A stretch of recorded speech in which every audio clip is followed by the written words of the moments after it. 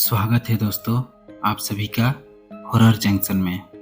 आज हम आपको सुनाएंगे एक हॉस्टल का रहस्य, एक डरावनी दास्तान। हर कॉलेज का एक हॉस्टल होता है, लेकिन कुछ हॉस्टल अपनी रहस्यमय घटनाओं के कारण बदनाम हो जाते हैं। ये कहानी एक ऐसे ही हॉस्टल की है जहाँ एक अजीब कमरा था, कुछ अनसुलझी मौत और कई रहस्य दफन हैं। इस हॉस्टल में रहने वाली लड़कियां एक एक करके किसी अनजान डर का शिकार हो रही थी। पर आखिर ये सब क्यों हो रहा था?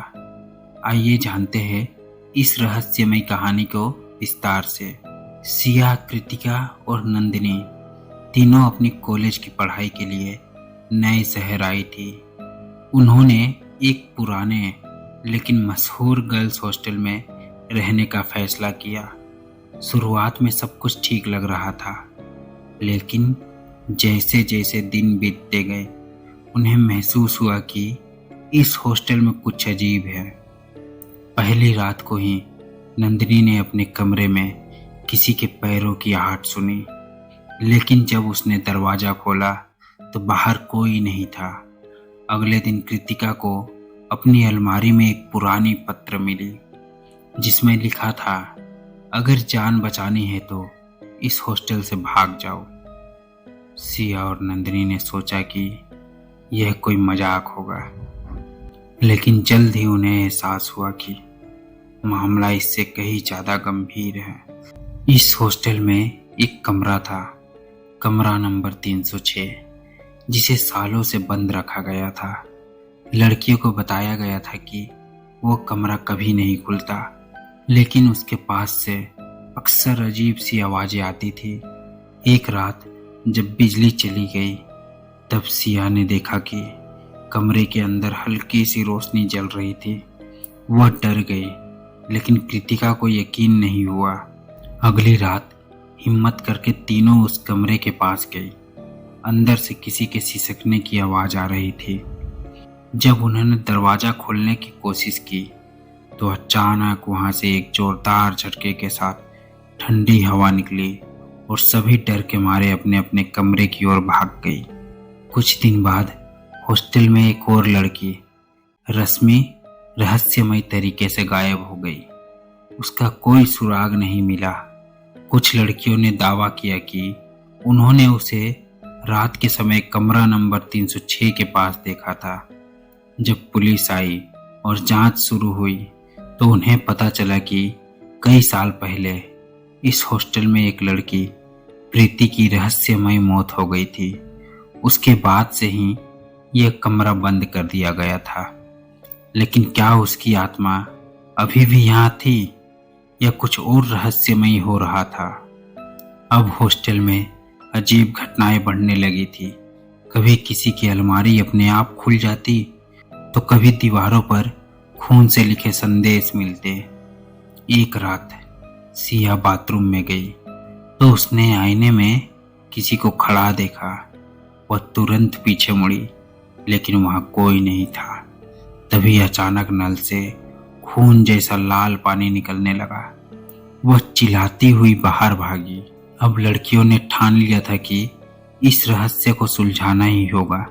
उन्होंने हॉस्टल की पुरानी फाइलें देखी और जाना कि प्रीति को उसके दोस्तों ने धोखा देकर कमरे में बंद कर दिया था, जहां वह डर और भूख के मारे मर गई। उसकी आत्मा अब भी बदला लेने के लिए भटक रही थी। अगली रात सिया, कृतिका और नंदिनी ने उस कमरे में जाने की हिम्मत की। जब उन्होंने दरवाजा खोला तो वहां एक परछाई थी। उसने रोते हुए कहा, मुझे इंसाफ चाहिए। लड़कियों ने प्रीति की कहानी को सबके सामने लाने का फैसला किया। जब हॉस्टल वार्डन और पुलिस को पूरी सच्चाई पता चली तो उन्होंने प्रीति के दोषियों को खोज निकाला। इसके बाद हॉस्टल में सब कुछ सामान्य लगने लगा। लेकिन कहानी यहीं खत्म नहीं हुई। नंदिनी की आंखों के सामने फिर से वही हल्की रोशनी झलक रही थी। उसका दिल जोर जोर से धड़कने लगा। उसने तुरंत कृतिका और सिया को जगाया, तीनों ने मिलकर हिम्मत जुटाई और कमरे के पास गई। जब उन्होंने दरवाजे पर कान लगाया तो अंदर किसी के धीमे धीमे रोने की आवाज आ रही थी, लेकिन इस बार आवाज और भी ज्यादा डरावनी थी। सिया ने कांपते हाथों से दरवाजा खोला। अंदर वही पुराना टूटा फूटा कमरा था, लेकिन इस बार दीवारों पर खून से कुछ नया लिखा था। तुमने मेरी कहानी सबको बता दी, लेकिन मेरा बदला अभी भी बाकी है। तीनों सहम गई।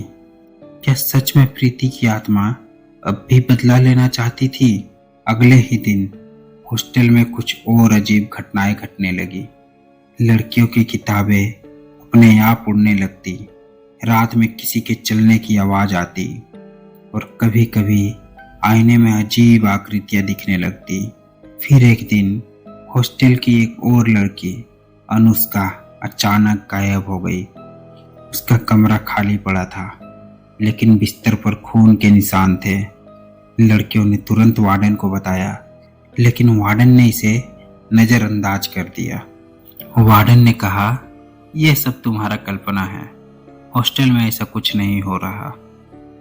लेकिन सिया, कृतिका और नंदिनी जानती थी कि मामला गंभीर है। तीनों ने मिलकर फिर से हॉस्टल की पुरानी फाइलों को खंगालना शुरू किया। तभी उन्हें वार्डन के कमरे में एक पुरानी डायरी मिली, जिस पर नाम लिखा था प्रीति शर्मा। डायरी पढ़ते ही सारा सच सामने आ गया। प्रीति को सिर्फ उसके दोस्तों ने ही नहीं, बल्कि खुद वार्डन ने भी धोखा दिया था। वार्डन को पता था कि प्रीति को कमरे में बंद कर दिया गया था, लेकिन उसने जानबूझकर किसी को नहीं बताया। वह चाहती थी कि प्रीति मर जाए ताकि उसकी सच्चाई बाहर ना आए। डायरी में आखिरी पन्ने पर लिखा था, अगर कोई मेरी कहानी पढ़ रहा है तो उसे पूरा करना मेरा हक है। मैं अब रुकने वाली नहीं हूँ। तीनों समझ गए कि प्रीति की आत्मा अब तक शांत नहीं हुई थी। उन्होंने फैसला किया कि वे वार्डन की सच्चाई सबके सामने लाएंगी। अगले ही दिन उन्होंने हॉस्टल की सभी लड़कियों को इकट्ठा किया और डायरी को सबके सामने पढ़ा। जब वार्डन को इस बारे में पता चला तो वह डर गई और भागने की कोशिश करने लगी, लेकिन तभी कमरे के दरवाजे अपने आप बंद हो गए। अचानक कमरे की खिड़कियां जोर जोर से हिलने लगी और फिर सबके सामने वार्डन हवा में उठ गई। उसने डर के मारे चीखना शुरू किया। तभी एक ठंडी हवा का झोंका आया और वार्डन जमीन पर गिर पड़ी। जब लड़कियों ने देखा तो उसकी आंखें सफेद हो चुकी थी और वह कुछ भी बोलने की हालत में नहीं थी। वार्डन को हॉस्पिटल ले जाया गया, लेकिन वह पूरी तरह मानसिक संतुलन खो चुकी थी। इसके बाद हॉस्टल हमेशा के लिए बंद कर दिया गया। सिया, कृतिका और नंदिनी ने राहत की सांस ली। वो समझ गई थी कि प्रीति को इंसाफ मिल चुका है, अब उसकी आत्मा मुक्त हो गई है।